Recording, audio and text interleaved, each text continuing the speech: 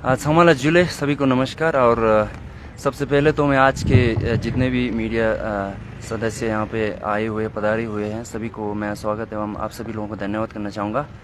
तो आज के केंद्रीय बौद्ध विद्या संस्थान के छात्र कल्याण समिति की ओर से ये प्रेस कॉन्फ्रेंस आयोजित करने के पीछे का लक्ष्य जो है वो केंद्रीय बौद्ध विद्या संस्थान में जितने भी समस्या है उन्हें कई सालों से नज़रअंदाज किया गया है, उन सारी चीज़ों को लोगों के समक्ष रखने के लिए हमने इसको विशेषकर इसी मुद्दों को हम हाईलाइट करेंगे।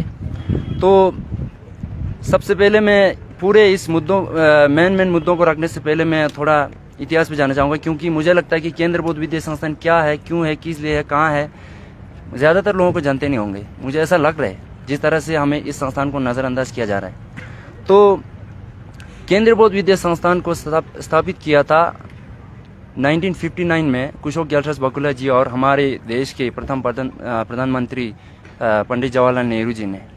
तो उस दौरान इस संस्थान को विशेषकर लद्दाख की अपने भाषा, लद्दाख की अपने संस्कृति, कल्चर हेरिटेज को प्रिजर्व करने के लिए इस संस्थान को बनाया गया है और ये अभी भी चल रहा है। और इसका पूरा इतिहास 50-60 साल का इसका इतिहास रहा है। तो जैसे कि अब ज़्यादातर लोग ये जानते हैं कि पिछले साल हमने 2 महीने स्ट्राइक किया था, क्योंकि उससे पहले 2020 में हमने एक पीस पोसेशन किया था जिसमें हमने CIBS को 2016 को डीम्ड टू बी यूनिवर्सिटी का स्टेटस दिया गया था। उसके बाद इस संस्थान में जितने भी UGC rules and regulation implement होना चाहिए था वो नहीं हो पा रहा था। सरकार की ओर से डीलेपन, कर्मचारी जितने भी हमारे CIBS के एडमिनिस्ट्रेटिव की ओर से भी डीलेपन, हर जगह इस संस्थान के विषयों को नज़रअंदाज करते हुए देखकर हमने पीस पोजीशन किया था। उसके बाद उन्होंने उस दौरान तो एकदम से कोविड का वो था कि हम बच्चे पीस पोजीशन किए, फिर हम वापस भी चले गए थे। फिर उसके बाद भी कुछ हुआ नहीं, तो हम 2021 में हमने 2 महीने का वो किया था, फिर भी कुछ आया नहीं। तो सबसे बड़ी बात मुझे यह लगता है कि 2022 में जिस तरह से हम लोगों के साथ नाइंसाफ हुआ और केंद्रीय बौद्ध विद्या संस्थान के साथ नाइंसाफ होना मतलब पूरे लद्दाख के साथ नाइंसाफ होना, ये मैं मानता हूँ। आप लोग ये इसको स्वीकार करें या ना करें, आप लोग इसको माने या ना माने, लेकिन हम केंद्रीय बौद्ध विद्या संस्थान को एक लद्दाख के सबसे महत्वपूर्ण संस्थान मानते हैं। अगर इस संस्थान के विद्यार्थियों के साथ, इस संस्थान के भविष्यों के साथ, इस संस्थान के वर्तमान में जो अगर नाइंसाफ हो रहे हैं तो पूरे लद्दाख के साथ नाइंसाफ मैं मानता हूँ। तो आप लोग परेशान हो जाओगे जिस तरह के नाइंसाफ हमारे साथ हुआ, और हालांकि मुझे लगता है कि ये हमारे साथ ही नहीं पूरे लद्दाख के साथ हुआ है। सबसे पहले जब हमने 2021 में 2 महीने का हमने प्रोसेस चलाया, धरने पे बैठा, उस दौरान हमारा यही डिमांड रहा है कि UGC रूल्स एंड रेगुलेशन इसमें इम्प्लीमेंट हो और हमारे 12वीं तक के जितने भी बच्चे हैं विद्यार्थियों को एक्रेडिट सर्टिफिकेशन का डिस्ट्रीब्यूशन हो। ये हमने 2 मुद्दे रखे थे। दोनों ही किया तो थे, कुछ थोड़ा बहुत कुछ किया था, ये हर कोई जानते हैं। जैसे कि आप लोग देख सकते हैं कि हमारे JTN MP जी के टाइमलाइन आप लोग चेक करिएगा, फेसबुक में आप लोग हर चीज़ मिल जाएंगे कि कैसे क्या उन्होंने किया है। सबसे बड़ी बात यह है कि पहला रहा कि केंद्रीय बौद्ध विद्या संस्थान को वाइस चांसलर देना। हालांकि हर कोई जानते हैं कि केंद्रीय बौद्ध विद्या संस्थान में वाइस चांसलर का पोस्ट क्रिएशन नहीं था, पोस्ट क्रिएटेड नहीं था, फिर भी वाइस चांसलर आए। चलो ठीक है, कैसा आया, कहाँ से आया, कब आया पता नहीं। जिस दिन हमने प्रोटेस्ट किया रातों रात एक VC आया और हमने वेलकम किया, क्योंकि चलो ठीक है कोई तो आ रहा है इसको देखने के लिए, हमने वेलकम किया था। लेकिन बाद में हमें यह पता चला कि ये VC जो है सिर्फ 6 महीने के लिए था एडिशनल, और जिस दिन उनका कार्यकाल जो खत्म हुआ था वो सीधा वापस आ गए इंचार्ज डायरेक्टर पे और डायरेक्टर के थप्पा लगाने शुरू कर दिए थे। और हमने उसी दिन हमने क्या किया, अंदर ही हमारे CIBS में प्रोटेस्ट किया। और ये सबसे बड़ी बात है कि मुझे लगता है कि JTN खुद बेवकूफ़ बने थे, केवल हमको तो बेवकूफ़ बनाया था, मोदी सरकार ने उसको भी बेवकूफ़ बनाया, अपने चेलों को बेवकूफ़ बनाया। मैं सच कह रहा हूँ। बात रहा दूसरे बात मैं ये कहना चाहूँगा कि एक्रेडिट सर्टिफिकेशन का डिस्ट्रीब्यूशन उन्होंने क्या बताया, बहुत ही बड़ा उसको उन्होंने सफलता माना। हालांकि मैं पूरे लद्दाख के वासियों से आज मैं ये इस मंच से मैं ये कहना चाहता हूँ कि ये किसी नकली सर्टिफिकेट से कम नहीं है। आप लोग हैरान हो जाएंगे ये बात सुनकर कि सर्टिफिकेट का डिस्ट्रीब्यूशन डेट ऑफ एग्जामिनेशन से डेट ऑफ जो इशू करते ना उसका डेट पहले था। सुनकर परेशान हो जाएंगे। और इसीलिए मैं कह रहा हूँ कि उस दौरान क्या हुआ था, एमपी सर ने भी इसको बहुत जोरों शोरों से और उनके जितने भी चेले हैं उन्होंने उनको फैलाया था, वाह वाह एमपी जी आपने ये किया वो किया। ये भी सोच सकते हैं कि मोदी सरकार केवल हमें ही नहीं एमपी को भी बेवकूफ़ बना रहा है, खूब सीसी को भी खूब बेवकूफ़ बना रहा है, और हम केंद्रीय बौद्ध विद्या संस्थान के बच्चों के बारे में तो फिर आप क्या कहें, ऐसा हालत रहा है। और दूसरी बात मैं ये कहना चाहता हूँ, अभी जिस दिन हमने 2 महीने का स्ट्राइक किया, बाद में हमारे उसके बाद vice chancellor in charge vice chancellor आए तो उन्होंने 1-2 काम किया जिस पे मैं उन्हें बहुत ही बधाई देना चाहता हूँ कि मैं थैंक यू भी करना चाहता हूँ उन्हें। जिस तरीके से उन्होंने पोस्ट क्रिएशन को मिनिस्ट्री ऑफ कल्चर से उन्होंने निकाला था और उन्होंने हमें बताया कि मिनिस्ट्री ऑफ कल्चर से मैं निकल के ला रहा हूँ, अभी मिनिस्ट्री ऑफ फाइनेंस में इसका फाइल फंसा हुआ है। अगर आप लोगों के एमपी जितने भी कारतूतन हैं उन्हें बताइए कि आपके फाइल को मिनिस्ट्री ऑफ फाइनेंस से आप निकल के लाइए। लेकिन बहुत खुशी की बात ये भी रहा है कि हमारे बैद्यनाथ लाभ जी के नेतृत्व में ये भी निकाल के लाए थे और ये सच है, यह हम खुश हैं और उन्होंने ये काम भी किया है। और दूसरी बात यह है कि जैसे फाइल आए, पोस्ट क्रिएशन हुआ, पोस्ट क्रिएट हुए और इसका इंटरव्यू होना था। इंटरव्यू क्या, उसके लिए हम वो एडवर्टाइज किया था। एडवर्टाइजमेंट के बाद उन्होंने ये बताया कि केंद्रीय बौद्ध विद्या संस्थान को किस प्रकार की वीसी चाहिए, अब क्राइटेरिया बताते हैं, एलिजिबिलिटी बताते हैं। तो केंद्रीय बौद्ध विद्या संस्थान के वाइस चांसलर के लिए जिस तरह से क्राइटेरिया चाहिए वो, हालांकि पिछले हमारे गेशे कुंचवांदू जी और हमारे पहले एओ सर और हमारे औंचू दुर्जे निगी जी, उनके कार्यकाल में यह रहा कि केंद्रीय बौद्ध विद्या संस्थान के लिए अलग से वीसी का होना बहुत ज़रूरी है। तो इस वीसी को व्हाट काइंड ऑफ क्राइटेरिया इसको चाहिए था, वो हाई कोर्ट से इसको अप्रूव करके लाए थे। ये सुनने में आ रहा है लेकिन हमें एकदम से ये पता नहीं कि मुझे लगता है कि जो भी हम कह रहे हैं फिलहाल हमें थोड़ा थोड़ा पता चल रहा है और हर चीज़ पता चलने भी नहीं देते हर कोई, और हम अपने हिसाब से थोड़ा बहुत बताते हैं। ये हुआ था। लेकिन जब हमारे बैद्यनाथ लाभ जी आए थे उन्होंने इस क्राइटेरिया को बदल दिया गया है। आप लोग देख सकते हैं, चेक करिएगा, मिनिस्ट्री ऑफ कल्चर के जितने भी पोस्ट है, जितने भी एडवर्टाइजमेंट होते हैं वो देख लीजिएगा आप लोग, हमसे बेहतर आप लोग वहीं से पता चल जाएंगे।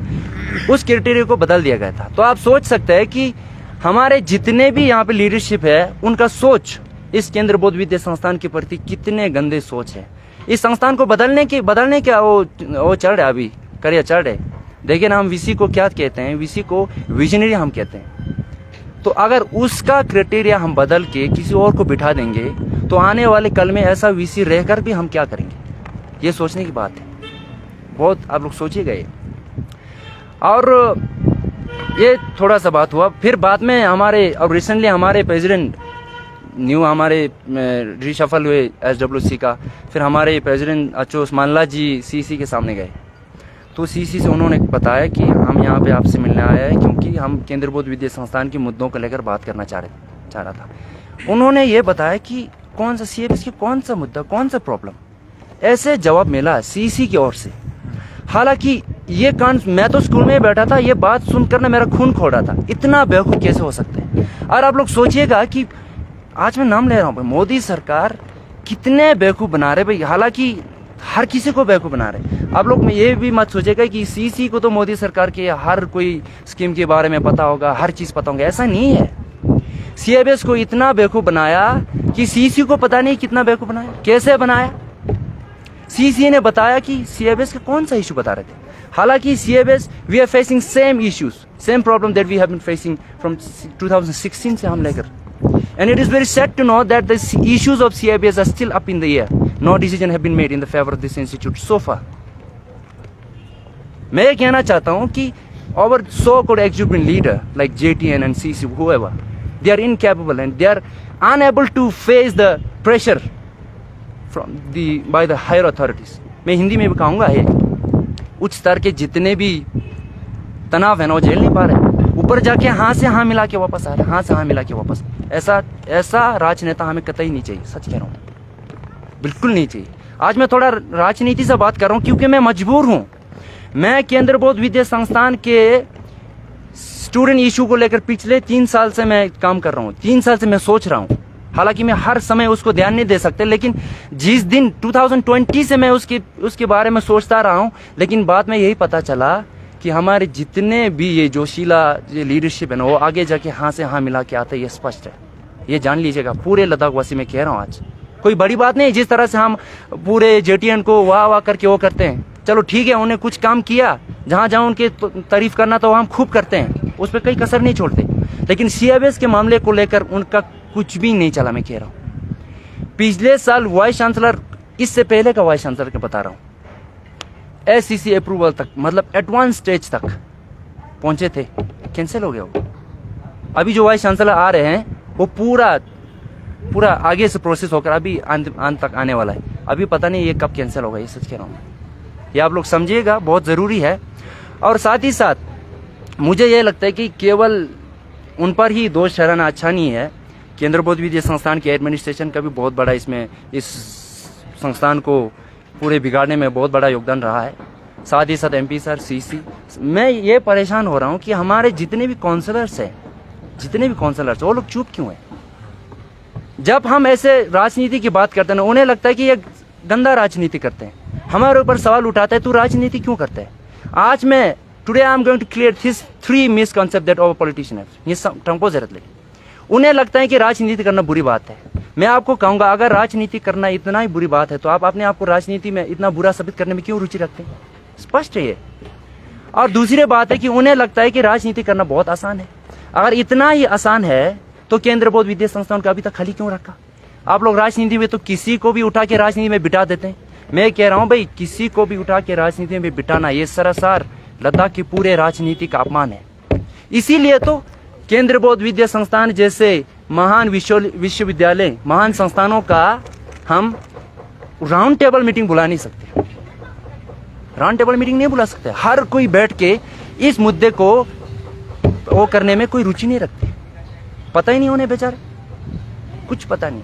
और ये कह रहा हूं। और तीसरा सबसे बड़ी बात जो हर समय ये लोग हमारे ऊपर थोपते हैं, ये है कि बच्चे राजनीति नहीं करनी चाहिए, student should not be involve in politics. सबसे पहले मैं ये बताना चाहूंगा, चलो ठीक है, आप लोगों के नजरे से जिस तरह से पॉलिटिक्स को देखते हैं, हम उस नजर से नहीं देखते हैं।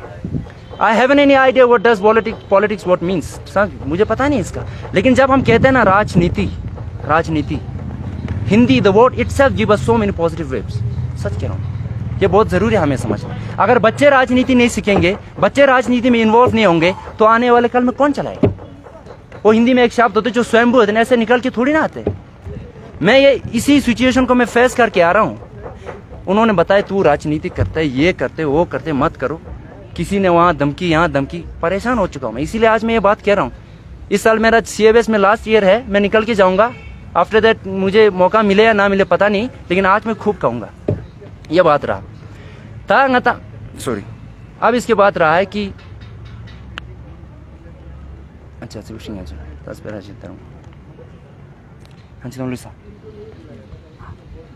पक्का, अच्छा तो यही कहना चाहते हैं। सो अंत में मैं निवेदन करना चाहता हूँ, अच्छा अंत में निवेदन करना चाहता हूँ।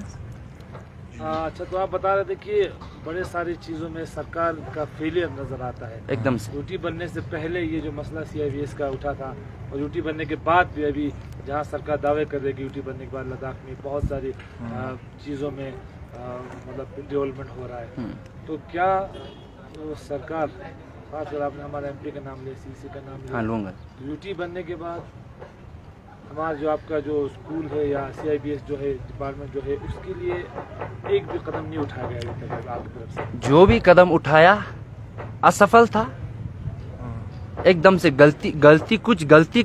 गलतियां भी किए उन्होंने कदम उठाने में, और जो कदम उठाया वो अभी तक असफल था। मैं आपको बात कर रहा हूँ कि आज अभी सातवां साल चल रहा है, तो आप लोग सोचेंगे कितना समय लेके आए। मैं हमेशा उदाहरण देता हूँ कि अगर कोई किचन में जाके चाय बना के लाएं, उसको 3 घंटा लगे तो क्या सोचेंगे आप, है ना? तो ऐसा नहीं कह रहा हूँ कि काम नहीं किया, खूब किया, असफल रहे। जो कुछ ऐसे निर्णय भी थे जो एकदम से हमारे संस्थान के पक्ष में नहीं थे, और वो भी समझना जरूरी। पिछले साल आप लोगों ने मेन मार्केट में बहुत बड़ा प्रोटेस्ट, बहुत बड़ा था, पूरा बाजार बंद था। ज्यादातर लद्दाख के लोग, पेरेंट्स, टीचर्स, अथॉरिटी वाले सब आप लोगों के सपोर्ट में थे उस प्रोटेस्ट में। उतने बड़े प्रोटेस्ट के बाद भी आप लोगों के मसलों का हल नहीं हो रहा है। CIPS के विद्यार्थियों की शिक्षा को लेकर जो है बहुत बड़ा मजाक बन चुका है, एकदम से मजाक। अब आने वाले समय में, अब आपने जैसे खुद बताया कि आप इस साल आपका लास्ट ईयर है, आप निकल के जाएंगे। आपकी आने वाली पीढ़ी, आपकी जो यंगर जनरेशन ऑलरेडी CIPS में है, उनको आप एक क्या एग्जाम्पल छोड़ के जा रहे हैं, और आने वाले महीनों में, सालों में, दिनों में आप कौन सा बड़ा कदम उठाएंगे?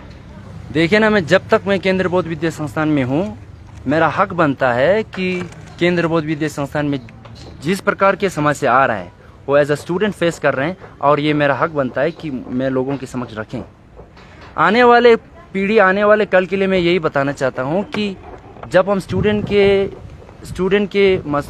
के प्रॉब्लम जो होते हैं वो बहुत ही महत्वपूर्ण होते हैं। इसमें प्रॉब्लम, स्टूडेंट के छोटे से छोटे प्रॉब्लम को नज़रअंदाज नहीं किया जा सकता, क्योंकि बच्चे अपने समय निकल के इतने आते हैं पढ़ाई के लिए, माँ बाप इतने खर्चे करते हैं। ये सब भी आप लोग याद में रखिएगा कि बच्चों के छोटे से छोटे प्रॉब्लम को नज़रअंदाज नहीं किया जा सकते।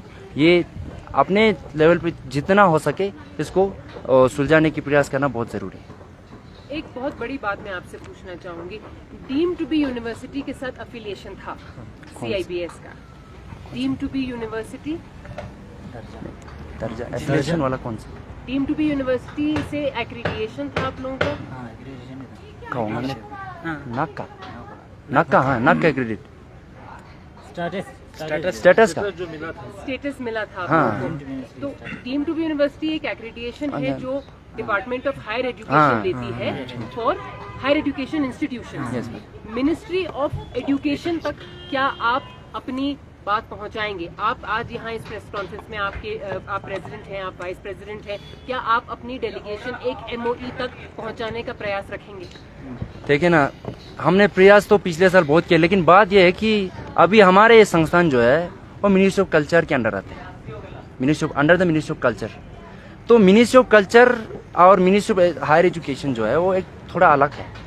तो हमारे जितने भी प्रॉब्लम्स है डायरेक्टली जो कंसर्न अथॉरिटीज जो है वो मिनिस्ट्री ऑफ कल्चर रहते हैं। तो हमने मिनिस्ट्री ऑफ कल्चर से ये निवेदन किया कि जितने भी समस्या इस संस्थान में हो रहा है, कृपया करके आप दोनों मिनिस्टर ऐसे मिल के बात क्यों नहीं कर लेते? बच्चे के जाना ज़रूरत है नहीं, बच्चों की बात पहुंचाना ज़रूरी है नहीं। हालांकि मिनिस्ट्री ऑफ कल्चर इन सारे एजुकेशन के मामलों में बात नहीं कर पा रहे, तो इट्स योर रिस्पॉन्सिबिलिटी टू उन्हें कंसर्न करना, मिनिस्ट्री ऑफ एजुकेशन को करना।